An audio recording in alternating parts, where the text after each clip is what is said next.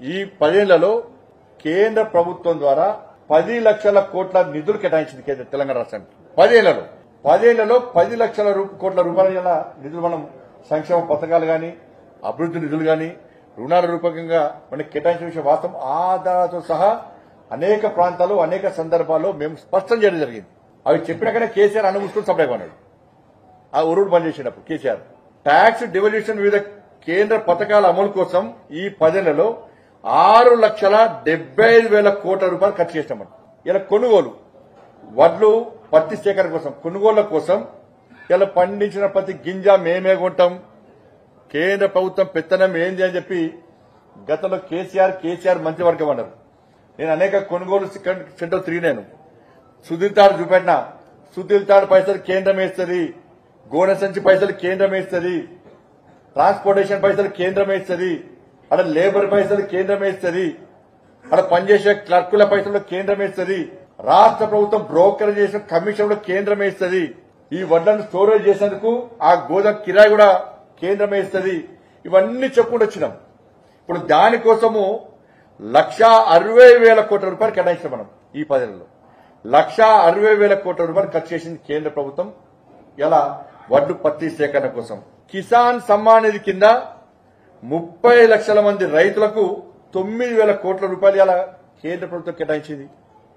ఇలా ఎంఎస్పీ 10 సంవత్సరాల్లో ఎంఎస్పీ 9 సార్లు పెంచినాం.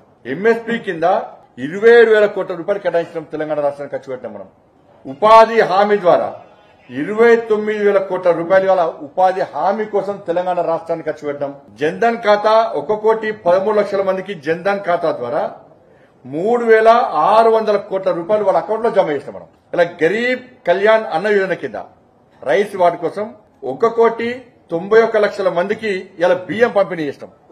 1,91,00,000 మందికి ఇలా బియ్యం పంపిణీ చేస్తాం మనం గరీబ్ కళ్యాణ్ అన్న యోజన కింద.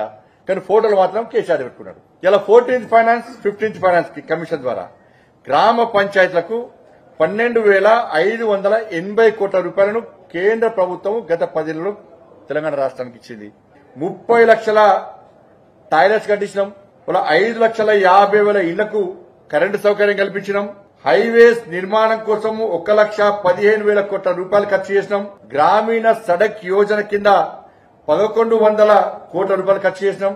దాదాపు 4,000 గ్రామీణ సడక్ 4,000 కిలోమీటర్ల రోడ్ల నిర్మాణం చేపట్టాం. దీని ద్వారా వరంగల్లో కాకతీయ, ఆదిలాబాద్ లో రిమ్స్ మెడికల్ హాస్పిటల్ నిర్మాణం జరిగింది.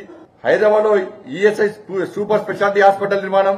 30 లక్షల ఇళ్లకు జలజీవన్ మిషన్ కింద నల్ల కనెక్షన్ ఇవ్వడం జరిగింది. పీఎం స్వనిధి కింద 23,000 కోట్ల రూపాయల లబ్ది ఇవాళ పీఎం స్వనిధి కింద ఇవ్వడం జరిగింది.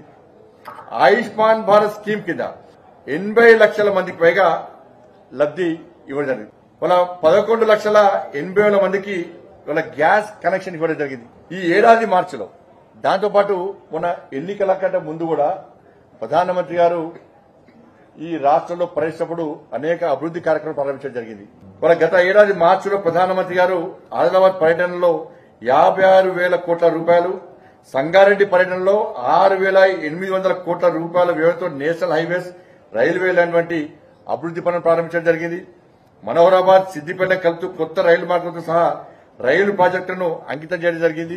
గత అక్టోబర్ 3న ప్రధానమంత్రి గారు నిజామాబాద్ పర్యటనలో 8,000 కోట్ల రూపాయల విలువైన వివిధ అభివృద్ధి పనులకు శంకుస్థాపన చేయడం జరిగింది. అక్టోబర్ 13న ప్రధానమంత్రి గారు పాలమూరు జిల్లాలో వివిధ పనులకు సంబంధించి 13,500 కోట్ల రూపాయలకు సంబంధించి అభివృద్ధి పనులకు శంకుస్థాపన చేయడం జరిగింది. హైదరాబాద్ విశాఖపట్నం కారిడార్ పనుల కోసం 2,460 కోట్ల రూపాయలు కేటాయించడం జరిగింది. Hasanabad Chellapalli LPG pipe line gas project కోసం 2,170 కోట్ల రూపాయలు కేటాయించడం జరిగింది ఎల్పీజీ కోసం. ఇవి ఈ 10 సంవత్సరాల్లో తెలంగాణ రాష్ట్రానికి కేంద్ర ప్రభుత్వము ప్రగతి రూపంలో అభివృద్ధి విషయంలో గాని సంక్షేమ పథకాల విషయంలో గాని కేటాయించిన నిధులు. ఇవి మాట్లాడారు, ఇవి బయట చెప్పరు. అసలైన తొలి వెలుగు. ఫాలో వాట్సాప్ @తొలి వెలుగు అఫీషియల్.